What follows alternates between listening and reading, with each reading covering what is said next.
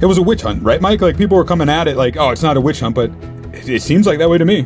It's the Poker News Podcast. Ladies and gentlemen, welcome to episode 961 of the Poker News Podcast, presented by 888 Poker. It is a special one, gentlemen. Breaking news: the Lodge Card Room in Austin, Texas is back, or will be back, because it's been good news. A grand jury has decided not to indict them. All charges dropped against Doug Polk and employees and everybody. This is the best case scenario. It's festivities on social media right now. Mike, how you feeling? I think this is a net positive overall. The entire raid, everything, the indictments, this happening. This is going to end up making the Lodge bigger. It's going to make Texas poker better. And I think the kickoff event that's going to happen here in the next few weeks that Doug Polk has alluded to in social media posts is going to be the beginning of a very bright and prosperous future for Texas poker. I think we should just double the limits on all PLO games down there for the next few weeks just to celebrate. Let's get it popping. And congratulations to the Lodge and everybody else. Thank God this is happening. And we know now, Texas poker, safe to play there, baby. No, I think, like Mike said, this is a net positive. You know, sometimes, especially with something, you know, a gray area of legality, you have to go through this process. They had to, you know, be rated. It was a 2-year investigation. They went in front of a grand jury and all charges were dropped. I mean, this was a moment where, like, what else could they possibly do?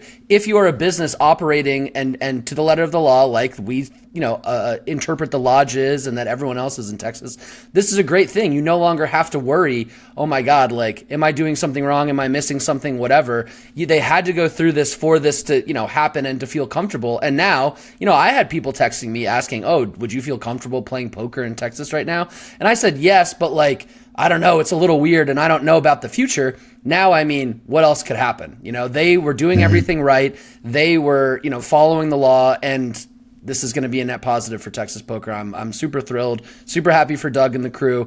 And I'm super happy that, you know, they didn't give up. They didn't kind of like roll over. They did what they had to do. And here we are a few days later. Also, you know, we're in the midst of, like, you know, we're already in the midst of a Texas boom.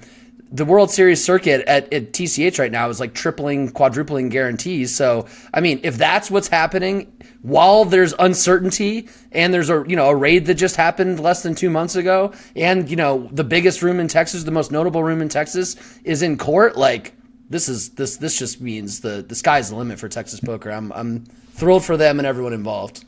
Doug Polk shared the news on Twitter, said, breaking all charges against myself, my partners in the Lodge have been officially rejected. The seized money and equipment will be returned, and we will reopen as quickly as possible, hopefully within a few weeks. The grand jury in Williamson County heard the allegations against us and refused to authorize proposed charges. So if you remember the last time I talked about the situation in Texas, I did allude to potentially big happenings towards the end of the month. And that is because I was aware that this grand jury testimony was going to happen. It's not open to the public. The media isn't allowed there. It's all behind closed doors. But as I understood it, there was going to be a chance for the Lodge to make an argument. So they hired some representation. They made an argument, and the grand jury decided there's not enough there. Here's what else I think happened and really know happened is when this investigation started over 2 years ago, they invested a lot of time and resources into it. Then you have the raid. They bring money laundering charges. They bring illegal gambling charges. They quickly realized that there is no money laundering happening here, at least not to the extent that they thought they were going to find this treasure trove, right? We saw them drop and move away from the money laundering aspect of it a few weeks back in our last update. So that left the illegal gambling. Now, this is... You don't invest this much time and effort. I think it was Agent Doug Bell, if I remember his name. Like, it's embarrassing. If you bring charges, you do this raid, you seize $1 million plus, and there's nothing there, like, that costs people their jobs. That is embarrassing stuff. It's egg on the face. And the authorities don't tend to like to admit when they're wrong or have egg on their face, right? They got to save face somehow. And I think that's what this is they kept the illegal gambling charge knowing they were going to go in front of a grand jury. And if the grand jury indicts, so be it. The grand jury found that there was enough evidence there. If they dismiss, you have an excuse. Well, the grand jury decided not to, and you get to save face a little bit. So I think that's what this was the authorities realized they probably made a mistake, that it was a witch hunt, and then they had to pull back, but do so in a way that saved a little bit of their reputation. But I mean, at this point, it was a witch hunt, right, Mike? Like, people were coming at it like, oh, it's not a witch hunt, but it seems like that way to me. What I've experienced and what I think this shows is that this is an indictment on the United States justice system. And we have a very imperfect justice system, right? It shows that when police officers start investigating something, they now have an incentive to find you guilty of it. So it doesn't really matter. They're not coming in saying like, oh, maybe this guy's... No, once they're in, they're trying to find it no matter what. And it shows that they are overzealous. They spent multiple years doing this. Listen, I don't see how they went in there and they were like, we're going to get something good here. You know what I mean? After they go in, they see that everything's on the up and up. This should have been cut and dry.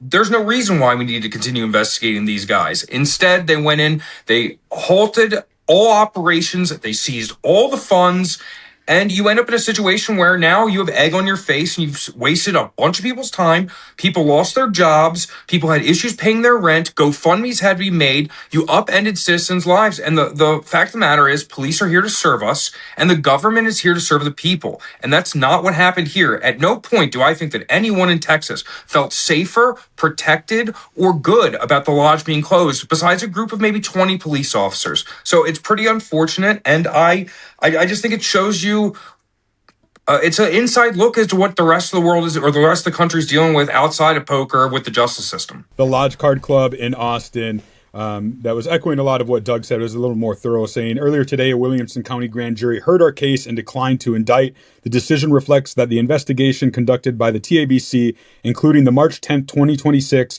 enforcement action, did not support the charges of criminal conduct consistent with our position throughout. We are thankful the grand jury carefully weighed the facts and law and decided in our favor. They are going to try to reopen.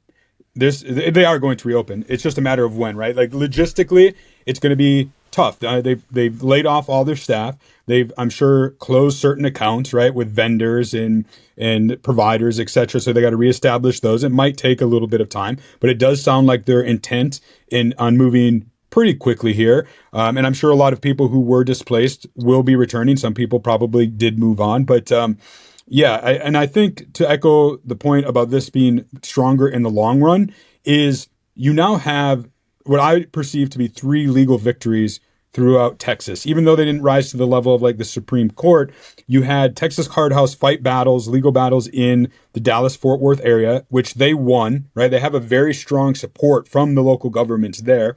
You have this now in Austin, right? It would be very hard for the authorities to turn around and raid again and try to bring different charges, exactly. Right? So there's a precedent. There's some protection there. And then it was in 2000, I want to make sure I get this right, 2019, that in Houston, where the original poker card clubs in Texas started to spring up, there was a Harris County District Attorney, Kim Ogg. She brought charges. She tried to get him shut down. And during the course of that, it was revealed that there was a conflict of interest. They were forced to drop the charges. And as from what I understand, she was told, like, well, you can't go after them again. You took your shot, you missed, so they get to continue to operate. So you have those 3 big metropolitan areas are big wins for poker. And if anything, I feel like this is authorities should say, all right, like, it's here to stay at this point. Let's make it official. Let's put some safeguards in place. Let's regulate it, whatever it might be. But definitely good news all around. Yeah, and nothing can replace, the time and money lost, especially for the employees of the lodge. Like, we all wish that hadn't happened. We all wish that they could have kept their jobs, kept getting paid. But with all this uncertainty, you can't blame the lodge for what they did. And obviously, like, a couple months from now, everything will hopefully be made whole. Still, I feel bad for all those people, of course. But given the fact this happened, given that they put 2 years into this investigation and this is the outcome, I mean, I would feel great about being a business in Texas running a card room now that, as long as, look, if you are actually money laundering, if you're breaking the law, if you're doing other nefarious shit that's not just like trying to run a business in the way that we interpret the law now in this, Texas card house environment in Texas, then I would feel great about it. And, if you do bad shit, I'm sure they'll come after you. But there aren't going to be any more just like raids of, trying to figure out like, oh, let's try and catch them in the act. Let's try and like dig in and find something bad happening. Like, they did everything they could to try and get these places shut down, to make them look bad, to try and change the interpretation of what, legal poker is in Texas, and they failed. So, I mean, again, like we said, it's terrible what happened at the lodge, and I hate that they had to be kind of like, I don't know the right word, the guinea pig or the victim here in all of this, but egg on the face of the government. God, all I can think about, like I said, eggs now. But this is a good thing long term. They made it through. This sets the precedent now that, like, if you're going to come after these Texas clubs, you better have something very specific that you're coming after them for. It better be that, we found some other nefarious thing in some mafia thing that's connected to this, that's money laundering, not just, we're going to dig in there and see what happens, and hopefully we can change people's interpretation of Card House in Texas. This is, like we said, the best possible outcome. So, Mike, I don't know if you're monitoring social media, but I'm scrolling through here. The support over this announcement is tremendous. You have people, well-known figures in the poker world weighing in. Ben Lamb, Garrett Adelstein, Tony Dunst, the reigning world champ, Michael Mizrachi even weighing in here. Like, I haven't seen this much kind of support / excitement for good news in the poker world in a long time. We've been focused on negative, bad news for a while, right? Evidenced by our last episode, but this is finally nice to report some good news. Sure. Well, it's funny how that works in news and media. Drama sells, right? We want to watch drama. We want to see crazy shit. So it's really nice to see the culmination of a bunch of crazy shit and drama end in a victory for the poker community as a whole, and a giant victory. I mean, this is so sweet. The kickoff event's going to be great. And now I think it's time, boys, to enact our plan. We should announce to the audience we're going to open a poker room, strip club, and hibachi. Oh, What's up? Who's coming with me? Who's running what portion of that? If us three are the investors, who's running the poker room? Who's running the hibachi? Who's running the strip? I don't think we'll segment it. I think it's just simply there's gonna be a group of us. Ask Ben Lamb. He's involved. He knows what's up. Yeah. I thought there's no dispensary involved. I guess that's our next battle with Texas. Me and Mike will take that on.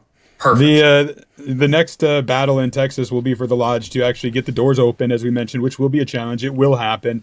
They did share in their posts that they're looking forward to moving on as quickly as possible. They're going to announce when a reopen date is set. They will share more details, announcements, including tournament and chip payouts, processes and procedures, a new rewards program for employees that to reward those who do return.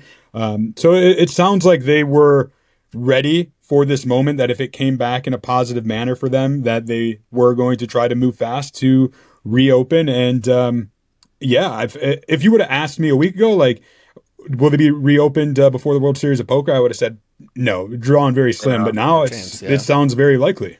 Kalshi had it at 7% odds. I don't know if you guys no.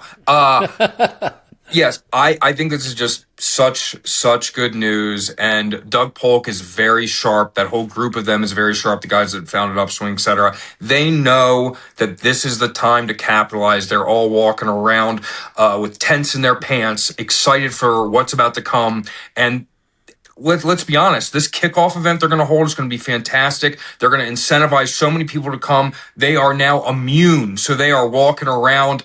They're walking with a strut. And they should be. And I'm stoked for them. I'm stoked for Texas poker, and I can't wait to see all the Texas boys come to the series after they visit the kickoff event, and they're all hyped up. So Texas poker's booming, and it looks like it's becoming almost a 1B to Vegas as a mecca of poker. It will be interesting to see how some people who, we'll say we're against the lodge in a lot of regards on social media react to this. Mike Mattisau was one who was kind of like, I told you this was going to get shut down. I swear to God, my first thing was like, has anyone talked to Mike Matt? What does Ja Rule think? Somebody get Ja Rule on the line, please. No, what does Mike Mattisau think? We got to know. I mean, the guy's so knowledgeable and smart, and fuck, man, we got to figure it out. And there's always people too, like on social media, Debbie Downers, if you will. Like, I'm reading a fan of the show at the Poker Karen. What changes will be made moving forward to keep this from happening again? Like, take a moment to celebrate. They didn't do anything wrong. It was a witch hunt. The government came after them, found that there was nothing there. I mean, and that's look, I feel like there will be some changes in terms of like everyone's going to be a little bit more buttoned up. Not that but the whole point is that they were already buttoned up. I mean, I think like we forget that just because they got raided doesn't mean they actually did anything at all wrong, you know? So, you know, maybe there will be, I don't know, more security or a little bit more like you can't walk in with, you know, by mistake if you haven't, you know, shown that your membership is active. But like, now's the time to do the opposite, baby. We should launder money now. We'll actually do it. I mean, yeah, we've probably got a little bit crime is legal now. Wiggle room now, exactly. But yeah, I mean, changes being made in the future. I don't know. Nothing. There's some positive tweets from Brad Owen saying the lodge has won. We've been absolved of any wrongdoing. I've stayed quiet while all of this has been going on, but I can't tell you how happy I am for the players, staff, and partners. We'll be reopening soon. Let's fucking go. Andrew Neeme saying sanity has prevailed. Hope to see lots of smiling faces at the Lodge Poker Club in the very near future. So a lot of good people involved in this unfortunate situation. Good to see, you know, the range of emotion, right? They had to, when this happened almost 2 months ago, the world probably came crashing down. And now, Mike, like we said not long ago, like to see a positive, happy outcome, so very rare in the poker world. But yet here we are. And if you would have told all three of us 2 months ago when the raid happened, like we were talking about, is this the end of Texas poker? Here we are now singing a different tune. Like, now this is going to be good for Texas poker in the long run.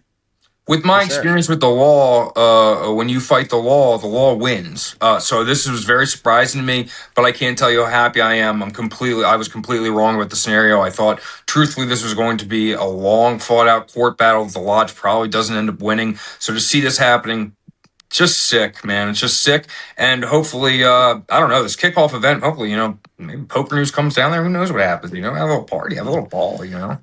It was nice to see that even in, you know, amongst all of this, there was like the World Series circuit is, as we speak, going on at the TCH in Austin right now. And they were, I think they tripled their guarantee on their mini main. And shout out the boy Hayden Hetland getting second, Big Red in the building. What's up? Yep. Shout out. Yeah. Shout out Hayden Hetland. I don't know who that is. Yeah. Congrats, my boy. I was talking to Ryan Crow there at the Texas Card House. They were very thrilled with the turnout, especially in the first event. He sent me a picture of, it's such a small detail, but an important detail, I thought. I don't know if you guys saw it. I'll show a picture here on the show, but the box for the rings had it was custom made box with a Texas cutout. So it had like a personal touch. Like, I don't know, it just showed me like, here's a venue that's actually going to care and put some time, effort, and marketing into the WSOP circuit, which was nice to see. Heck yeah.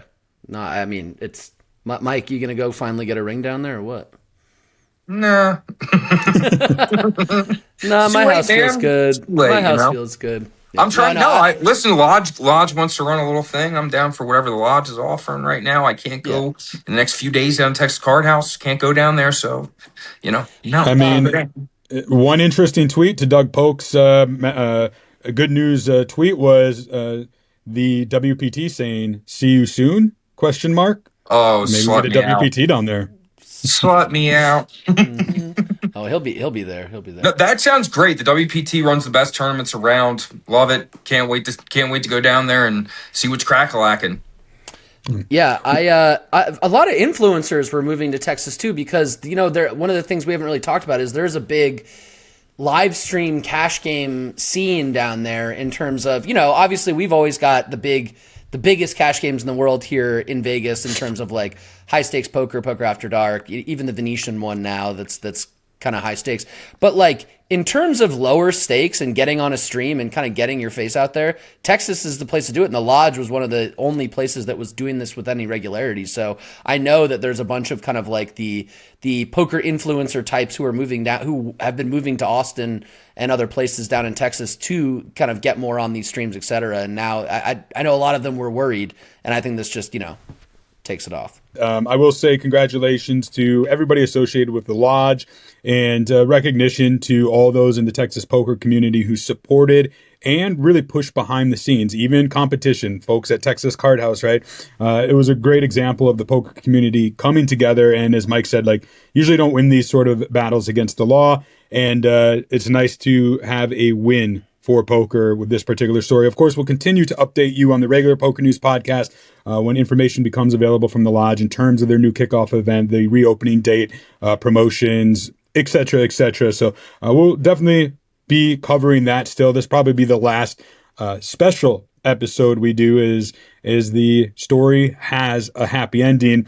We will be back tomorrow with a brand new regular episode in which I interview Sorrel Mizzi about his incredible weight loss and body transformation. We'll talk about Jungle Man Dan Cates getting kicked out of Hustler Casino Live and some other big stories that have been happening. The Lodge will be getting back their $1.3 million. They will be getting back their equipment. They will get back to operating. As I said, we will keep you updated on that. That's going to do it for this episode of the Poker News Podcast. Do us a favor, like, subscribe, give us the 5-star review. As I said, we'll be back tomorrow with our usual Thursday, 8 a.m. Pacific time episode. Until then, we'll keep a seat open for you.